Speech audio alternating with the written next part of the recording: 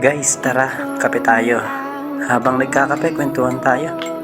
Libang-libang lang, pampalipas oras at pantanggal inip. Ang bilis ng araw, parang kailan lang nung umalis ako sa Pilipinas. Ngayon, nandito na ako sa Europa.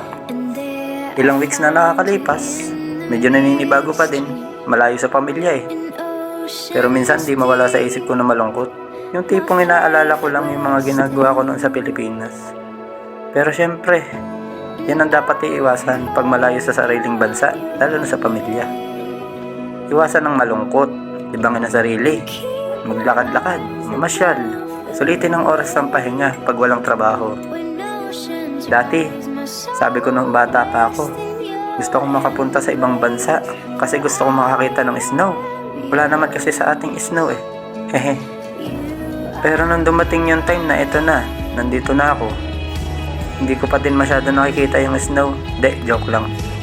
Nung dumating na ako dito, pakiramdam ko pinadala ako sa giyera na walang sandata. Pero kailangan lumaban para mabuhay. Ngayon, alam ko na kung ano yung pakiramdam ng mga naunang lumisan sa sariling bayan para makipagsapalaran sa lugar ng mga dayuhan. Sobrang hirap. Isipin mo, alis ka sa bayan mo pero dala-dala mo pa rin yung problemang nagmula sa lugar mo. Siyempre, isa na dyan yung pinansyal para sa pamilya.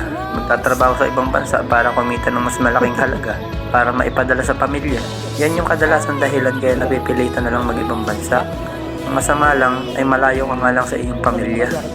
Swerte pa nga ngayon kasi kahit nasa ibang bansa pwede ka makipag-video call o makipag-chat para makausap sila. Paano pa kaya nung wala pa ang technology na yan? Kaya saludo ko sa mga kapwa ko na umalis sa sariling bansa para makipagsapalaran.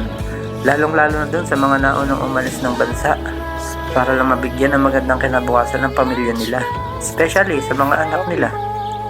O siya, sa susunod na lang uli. Paubos na kasi yung kape ko dito eh. Paalam.